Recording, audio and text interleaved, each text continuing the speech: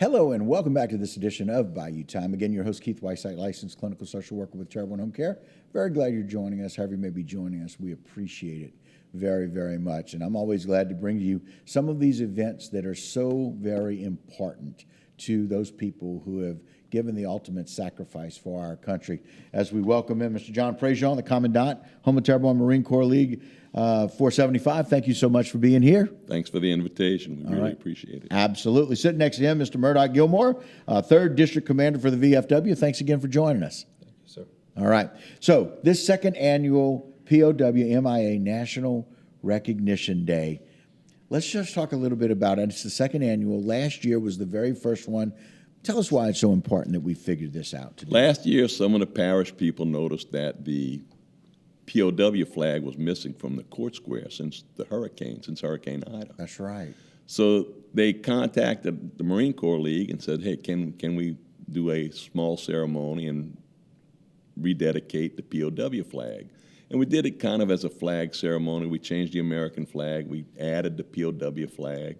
I was there. And it was exciting. It was meaningful, to say the least. Well, I mean, it was exciting to me because it's important to make sure we honor those people. And that's what it's all about. We have over 81,000 people since World War II that have either been POWs or missing in action. And it's very difficult for those families. I'm not aware of any in Terrebonne Parish, but there are members from Louisiana, right? That service members that have just never been accounted for, right? And it's very stressful to those families even today, right? And we've had several of those prisoners of war whom yes. we know personally and true. have known personally here. That's true, and that's why this is important. So put that up if you don't mind, Aaron. I want people to know what they can expect for the second annual POW MIA National Recognition Day. Of course, prisoner of war missing in action. It's going to take place on Friday, September 15th. The start time is at 12:15. It is at the Courthouse Square, 7856 Main Street in Houma. And let's talk a little bit about what the schedule of events will look like, Mr. John. As the flyer shows, we'll start with the pledge and prayer. Right. And then we'll have a reading about the POW MIA table. Right. And what it means, because I know people walk into several restaurants in Terrebonne Parish and they'll see the POW MIA table, but that doesn't mean they really understand what it means. Right. So we're going to break down what that table really represents. Right. And then we'll have someone play taps. Wow. Which is always so very, very moving. Yes. But we're also going to have some dignitaries there. Is that right, Mr. Murdoch? That is correct. We'll have dignitaries from the parish government. Okay.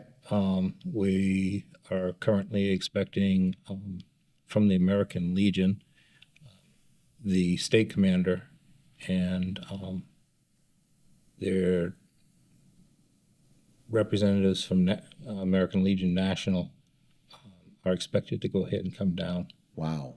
As well. We've gone ahead and put the information out in the community as well as to all of the veterans organizations. And veterans organizations have sent their information off to all of their members and to their higher chain of command. Right. And, so it'll be interesting to see who ends up showing up. Besides that, we are expecting to see members of the active duty and National Guard there at the representatives. Well. Yeah. And again, when we hear of events like this, I can tell you my dad was an old Navy guy. Those are some of the things he likes to go to.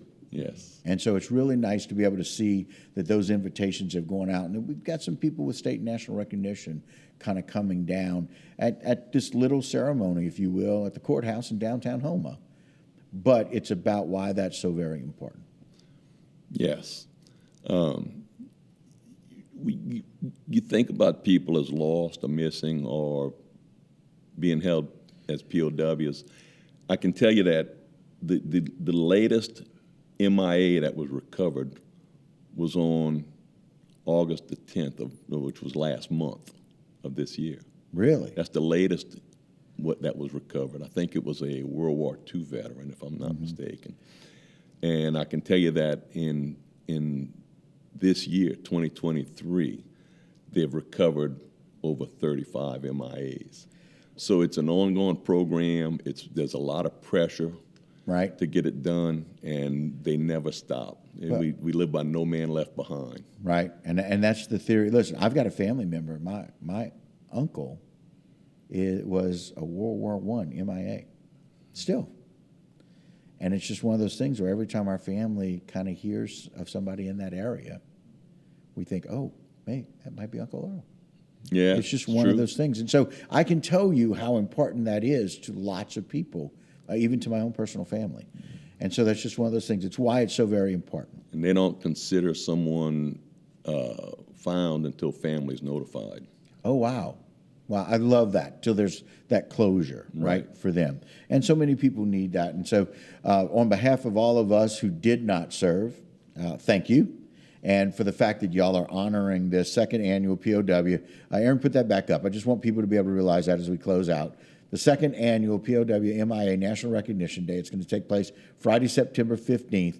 12:15 is the start time. They'll have a pledge, a prayer, a reading. We'll help explain what those tables are in different restaurants and how people can understand that a little bit better. For us, it's all about understanding what some people have gone through and those who have given the ultimate sacrifice. So, gentlemen, thank you for joining us today. Really appreciate that. We'd like to thank HTV. Very glad. For the invitation. Glad to do it. All right, guys, that will do it for this particular segment of Bayou Time. Don't go anywhere. A whole lot more local programming right here on HTV.